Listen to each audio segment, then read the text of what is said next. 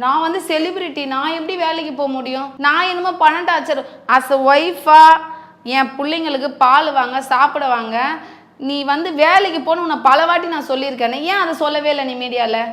நீ 10,000 கொடுத்தாலும் நான் என்னால் அதில் குடும்பம் நடத்த முடியும். நீ 10,000 கொடுத்தாலும் போதும், நீ போய் உழைச்சி. இவர் வந்து செலிபிரிட்டியாமா, நான் வந்து செலிபிரிட்டி, நான் எப்படி வேலைக்கு போக முடியும்? அப்போ நானா உன்னை ப்ரெஷர் பண்ணுறேன் நீ போய் ஏதாவது தில்லுமுள்ளு பண்ணேன்னு? ஏதோ நாட்டுப்புற கலை பண்ணிட்டு இருந்த. ஆடிக்கு ஒரு நாள், அமாவாசைக்கு ஒரு நாள் போயிட்டு ஆடி எத்தனை வந்து காசு கொடுப்பேன். நீ வந்து இவர் வந்து செலிபிரிட்டிங்கிறதுனால காலில் சலங்கு கட்டி ஆடி ஆடி காசு கொடுத்து உங்க அக்கௌண்ட்ல தான் லட்சமா இருக்குமாமே. ஏன் அவனுக்கு அக்கௌண்ட் இருக்கு, ஏன் அவன் அக்கௌண்ட்ல போடல?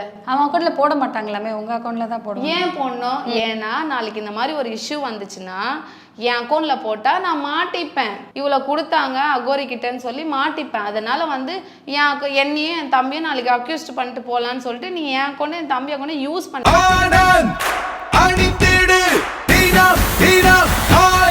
ஆனந்த் ஒரு சுகமான உள்ளாடை.